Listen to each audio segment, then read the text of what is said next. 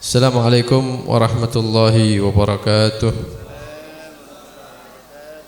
Bismillah walhamdulillah, wassalatu wassalamu ala rasulillah Sayyidina wa maulana Muhammad bin Abdullah wa ala alihi wa sahbihi wa man walah, wa la hawla wa la quwwata illa billah, amma ba'd.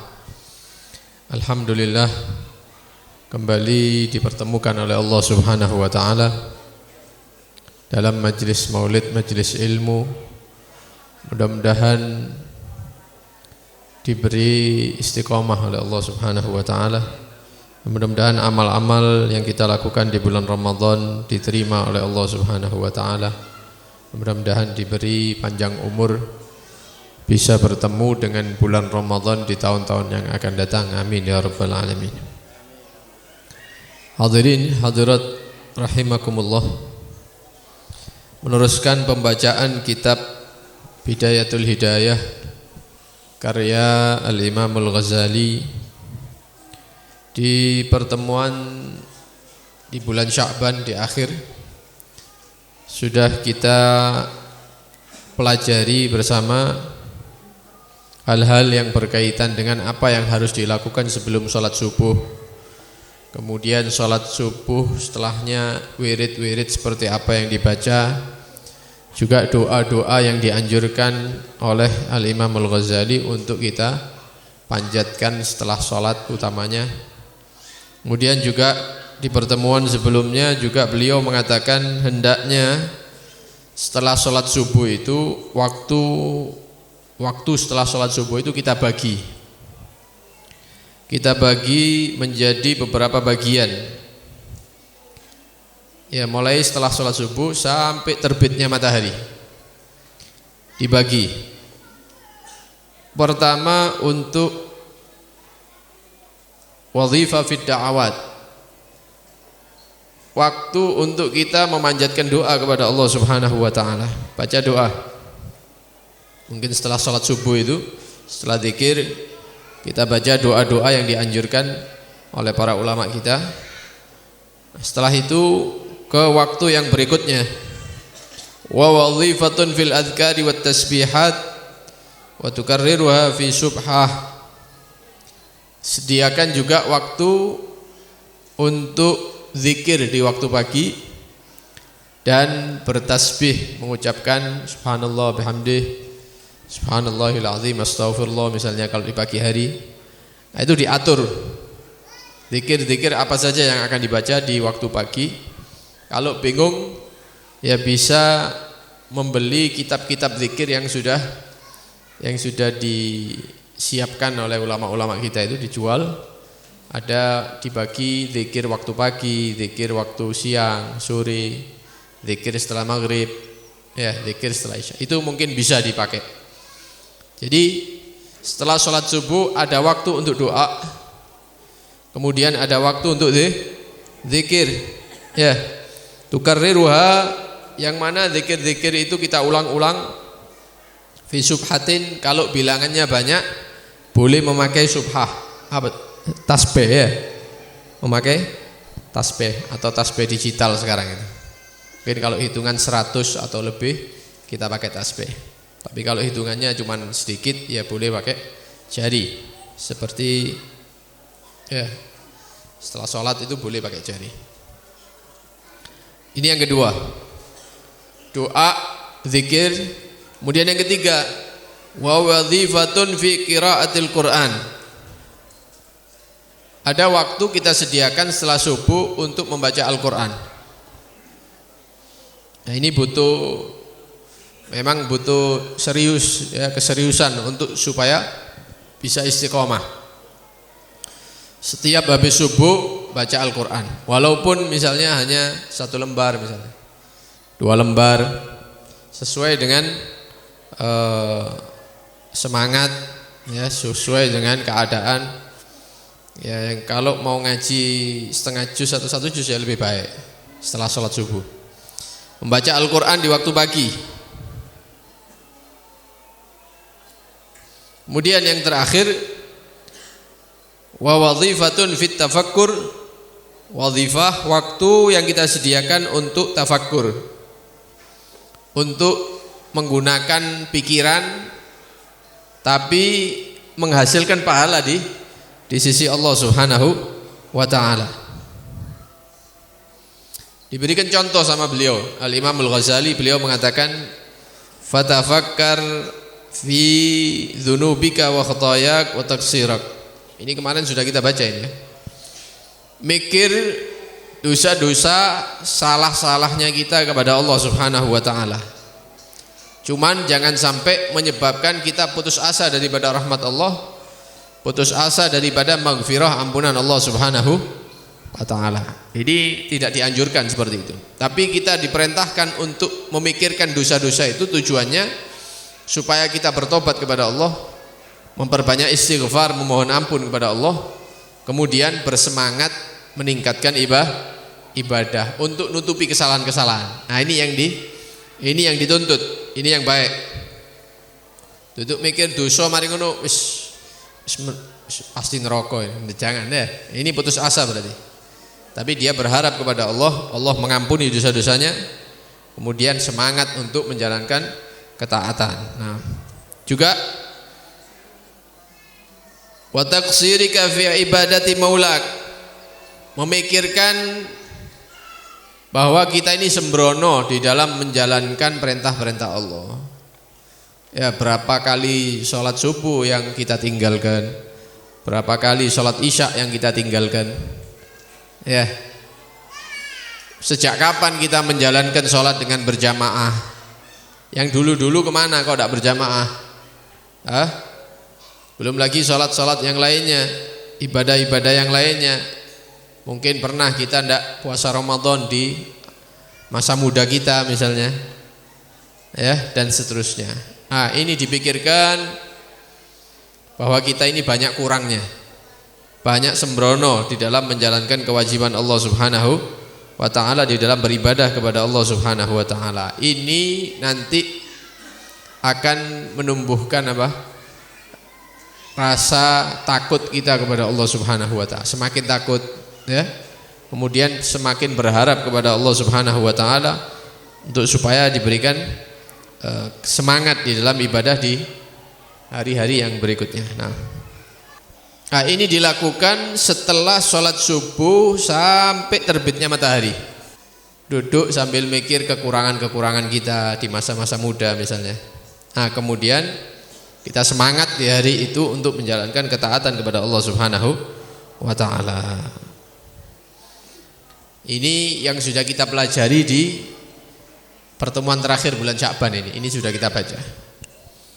Kemudian beliau mengatakan wa turattib bitadbirik awradak fi jami'i yaumik litatadaraka bihi ma farrat min taksirik. Kemudian pesan Al-Imam Al-Ghazali, kita ini seharusnya punya jadwal, mengatur jadwal harian, ya, supaya bisa membaca wirid-wirid setiap harinya. Dilakukan hari itu, besok, 2 hari lagi, 3 hari, seminggu, 2 minggu, terus mengikuti apa yang sudah kita atur tadi. Jadi beliau ngajari kita supaya waktu itu tidak lewat begitu saja. Karena sebagian manusia itu hidupnya itu jalan, wis pokoknya melaku wis. Menjalani kebiasaan, wis biasa jam ini misalnya lu godek warung, jam sekian misalnya siap-siap kerja, jam sekian wayahe istirahat mangan. Terus setiap hari seperti itu, dan itu sudah berlangsung tahunan. Nah, beliau ini menganjurkan kita supaya ada aturan hidup, diantaranya ngatur waktu untuk wirid. Jadi dalam 24 jam itu tidak kosong daripada wirid, daripada zikir. Caranya ya diatur tadi itu. Wah, arek sekolah ya beb, loh ya memang seperti itu. Sampean mau baca wirid apa? Catatan.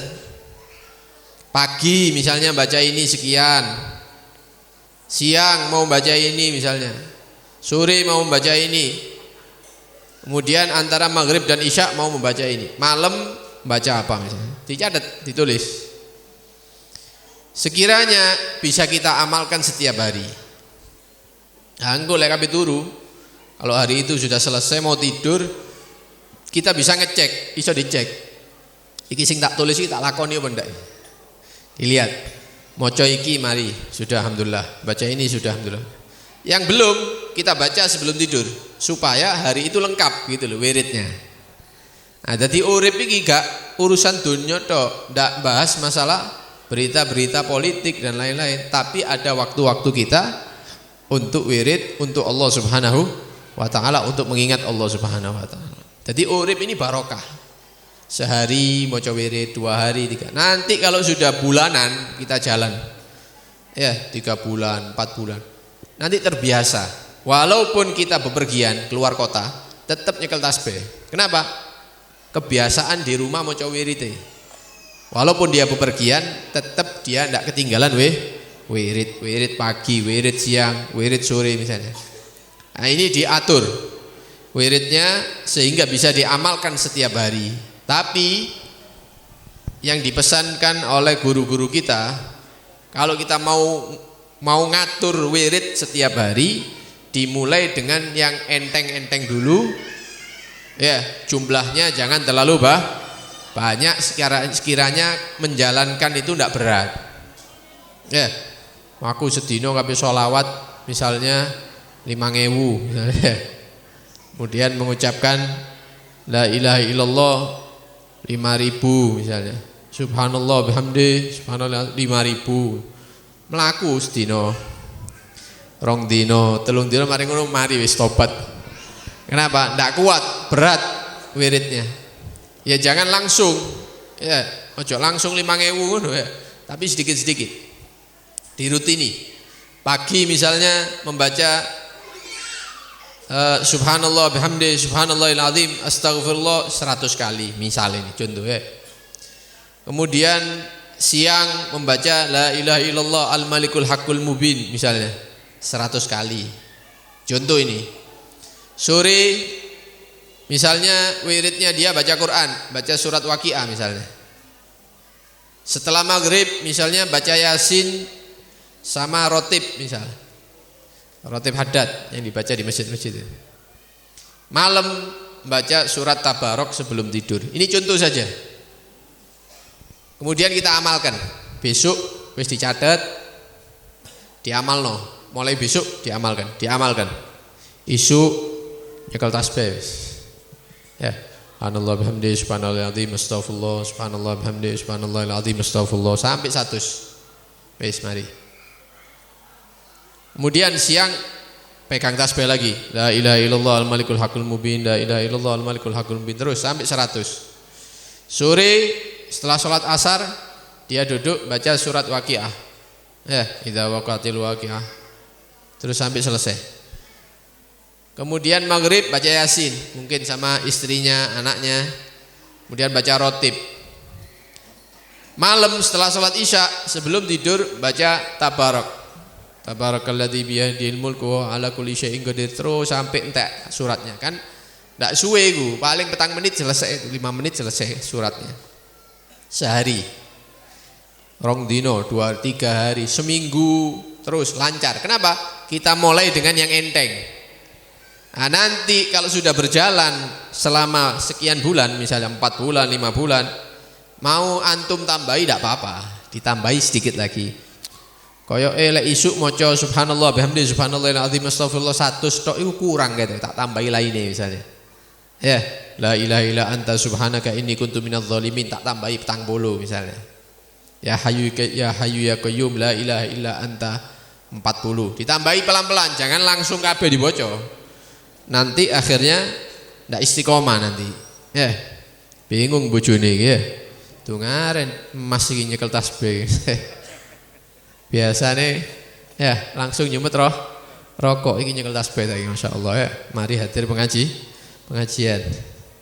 Karena itu diatur supaya hidup ini ndak urusan duniawi tok. Ono wirite setiap hari. Orang itu kalau baca wirid dia dijaga oleh Allah Subhanahu wa taala. Semua yang diberikan oleh Allah itu akan berkah nantinya. Dari wirid kita ini barokahnya bakal mengalir ke anak-anak kita. Sing asale ndak nurut iso nurut. Sing asale lek dikongkon soro moro gampang, begitu. Kenapa?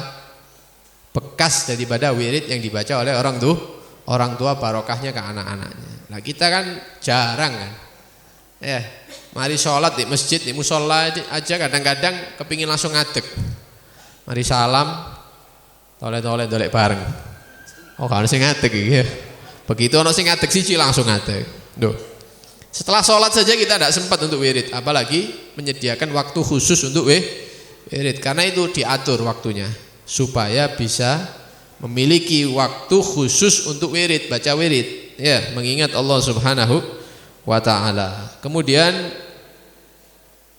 kata beliau Al-Imamul Ghazali wa tahtaris minat ta'arrud li suhtillahil alim fi yaumik. Jangan lupa dengan amalan yang tidak kalah penting, yaitu selalu menjauhkan diri kita daripada murka Allah di hari-hari kita ini.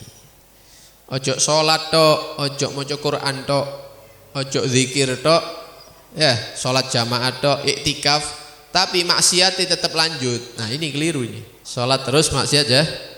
Nah ini keliru ini. Eman-eman, wis api, wis kena, sholat kena, maca Quran, tapi maksiat tetap. Mohon maaf sekarang ini tidak seperti zaman-zaman dulu. Biar lah sing maksiat tarik nom-noman tok ya. Saiki sak tua-tua nih maksiat. Kenapa? Nyekel HP. Wong saiki nyekel HP umur 50, umur 60. Ya iso ndelok HP saiki. Sing biyen wong tua-tua di masjid maca Quran, nyekel tasbih. Saiki ndak wis nyekel HP saiki. Ndak gelem kalah mbek putu nih. Lungguh sak jam, 2 jam. Ya, kalau yang dilihat itu hal-hal sing ndak ada manfaatnya, nggare ngakak tok ya, ngakak delok iki ngakak. Ya itu buang umur akhirnya, sia-sia. Ndak oleh pahala, juga tidak mendapatkan dosa. Cuman sing disayangkan kadang-kadang melihat hal-hal yang diharamkan oleh Allah Subhanahu wa ta'ala. Akhirnya yang seharusnya di umur-umur seperti itu dia ingat kepada Allah, ternyata lupa terhadap Allah. Di umur-umur seperti itu seharusnya dia ahli ke masjid, ahli sholat berjamaah, ternyata dia bermaksiat kepada Allah Subhanahu wa ta'ala. Karena itu penting ibadah tapi maksiatnya masih tetap sampai hari ini. Nah, ini eman. Karena ibadah yang paling penting itu bagaimana kita jauh daripada maksiat. Ibadah yang nomor 1 itu bagaimana setiap harinya ini kita selamat daripada murka Allah Subhanahu wa ta'ala. Ya, selamat dari murka Allah caranya ya menjauhi larangan-larangan Allah. Nah, kalau kita bisa mengamalkan apa yang dianjurkan oleh para ulama, ya sholat berjamaah, kemudian baca zikir, kemudian berdoa, kemudian maca Quran, ya, kemudian ada wirid-wirid yang dia baca. Kalau duduk sendiri dia memikirkan kesalahan-kesalahan, memikirkan ibadahnya dia itu sedikit, kemudian semangat untuk ibadah dan dia jauh daripada maksiat. Ini orang-orang yang akan beruntung dunia, beruntung akhirat. Karena itu mohon kepada Allah Subhanahu wa ta'ala, mudah-mudahan diberikan at-taufik, kekuatan untuk taat kepada Allah Subhanahu wa ta'ala. Mudah-mudahan mendapatkan hidayah, petunjuk dari Allah Subhanahu wa ta'ala. Mudah-mudahan bisa istiqamah dan mudah-mudahan dijauhkan dari segala bentuk maksiat oleh Allah Subhanahu wa ta'ala. Di akhir-akhir umur kita ini mudah-mudahan dijauhkan daripada maksiat. Amin ya rabbal alamin. Wassallallahu ala sayyidina Muhammad wa alihi washabbihi wasallam. Walhamdulillahirabbil alamin.